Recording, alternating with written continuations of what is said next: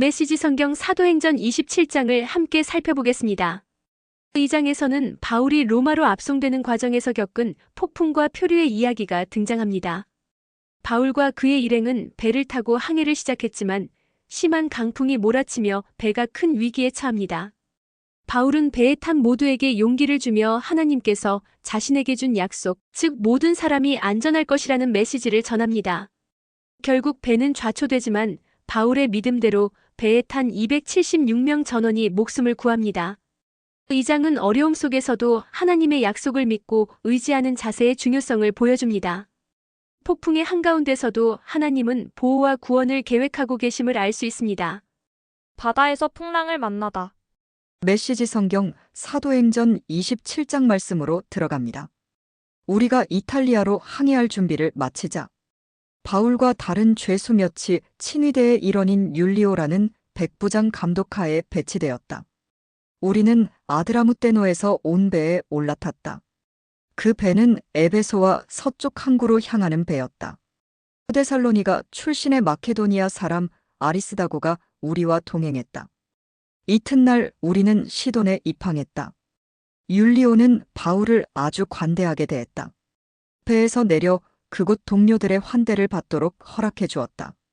다시 뱃길에 오른 우리는 서쪽에서 불어오는 맞바람 때문에 키프로스, 북동 해안을 바람막이 삼아 북쪽으로 항해했다. 그리고 다시 해안을 따라 서쪽으로 향하여 무라 항에 닿았다. 거기서 백부장은 이탈리아로 가는 이집트 선박을 찾아 우리를 그 배에 옮겨 태웠다. 그런데 사나운 날씨를 만나 항로를 유지하기가 불가능했다. 까진 고생 끝에 마침내 우리는 크레타 섬, 남쪽 해안에 이르러 아름다운 항구 이름 그대로였다. 에 닻을 내렸다. 우리는 이미 시간을 많이 허비했다. 추분이 이미 지났고 이제부터는 겨우내 폭풍우가 잦은 날씨여서 항해하기에 너무 위험했다. 바울이 경고했다. 지금 바다로 나갔다가는 재난을 당해 짐과 배는 말할 것도 없고 목숨까지 잃을 것입니다. 그러나 그곳은 겨울을 나기에 적합한 항구가 못 되었다. 거기서 몇 킬로미터 떨어진 베닉스가 더 나았다. 백부장은 바울의 경고를 흘려듣고 선장과 선주의 말을 좇아 다음 항구로 향했다. 남쪽에서 미풍이 불어오자 그들은 순항할 줄로 생각해 닻을 올렸다. 그러나 바다에 나가기가 무섭게 악명 높은 북동풍이 맹렬한 기세로 몰아쳤다. 배는 완전히 그들의 통제를 벗어나고 말았다. 풍랑 가운데 떠다니는 나뭇잎 신세였다. 우리는 가우다라는 작은 섬을 바람막이 삼아 간신히 구병보트를 준비하고 돛을 내렸다. 그러나 모래톱에 바위가 많아 섬에 다가갈 수 없었다. 우리는 닻을 던져 겨우 표류를 막고 바위에 부딪히는 것을 면할 수 있었다. 이튿날 다시 물결이 높아진 데다 폭풍 후에 배가 큰 손상을 입어 우리는 배 밖으로 짐을 던졌다. 사흘째 되는 날에는 선원들이 장비와 식료품까지 내던져 배를 좀 더 가볍게 했다. 해와 별을 보지 못한 지 벌써 여러 날이었다. 바람과 파도가 사정없이 우리를 때렸고 우리는 구조되리라는 희망마저 잃고 말았다.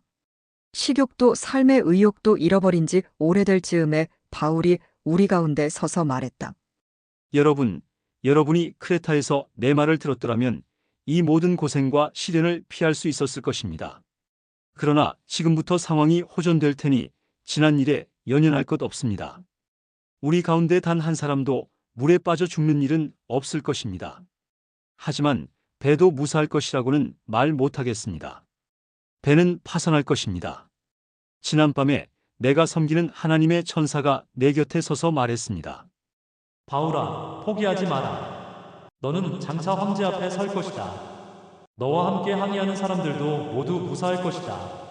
그러니 사랑하는 친구 여러분, 용기를 내십시오.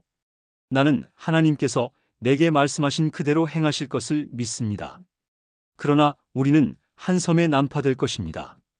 열 나흘째 되는 날 밤에 우리는 아드리아해 어디쯤에서 표류하고 있었다. 자정 무렵에 선원들은 배가 육지 가까이로 다가가고 있음을 직감했다. 수심을 재어보니 약 40m였고 잠시 후에는 약 30m였다. 그들은 배가 좌초될까 두려워 닻을 4개 내리고 어서 햇빛이 나기를 빌었다. 선원들 가운데 몇 사람이 배에서 탈출하려고 했다. 그들은 뱃머리에서 닻을 더 내리는 척하면서 구명보트를 내렸다. 바울이 그들의 속셈을 꿰뚫어 보고는 백부장과 병사들에게 말했다. 이 선원들이 배에 남아있지 않으면 우리는 다 빠져 죽을 것입니다. 그러자 병사들이 구명보트의 줄을 끊어 그냥 떠내려가게 했다. 동틀 무렵 바울이 사람들을 모두 불러 모아 아침 식사를 권했다. 우리가 음식 없이 지낸 지 벌써 열나흘이 되었습니다. 아무도 음식 생각이 없었습니다. 하지만 이제 뭘 좀 먹어야 합니다. 기력이 있어야 구조도 되지 않겠습니까? 여러분은 상처 하나 입지 않고 여기서 벗어날 것입니다. 그는 빵을 떼어 하나님께 감사하고 모두에게 돌렸다. 다들 실컷 먹었다. 모두 276명이었다. 사람들이 다 배부르게 먹고 남은 곡식은 바다에 버려 배를 가볍게 했다. 날이 밝았으나 아무도 그 땅이 어디인지 알아보지 못했다. 그때 근사한 해안이 펼쳐진만이 눈에 들어왔다. 그들은 해안가에 배를 대기로 하고 밧줄을 자르고 키를 풀고 돛을 올리고 순풍을 받아 해안으로 향했다. 그러나 뜻대로 되지 않았다. 아직도 해안가로부터 꽤 먼데 배가 암초와 충돌해 부서지기 시작했다. 병사들은 죄수들이 헤엄쳐 탈출하지 못하도록 그들을 죽일 작정이었다. 그러나 백부장이 바울을 구하기 위해 병사들을 막았다. 그는 누구든지 헤엄칠 줄 아는 사람은 물속으로 뛰어들어 헤엄쳐가고 나머지 사람들은 나무 조각을 붙잡으라고 명령했다. 다들 무사히 해안에 닿았다.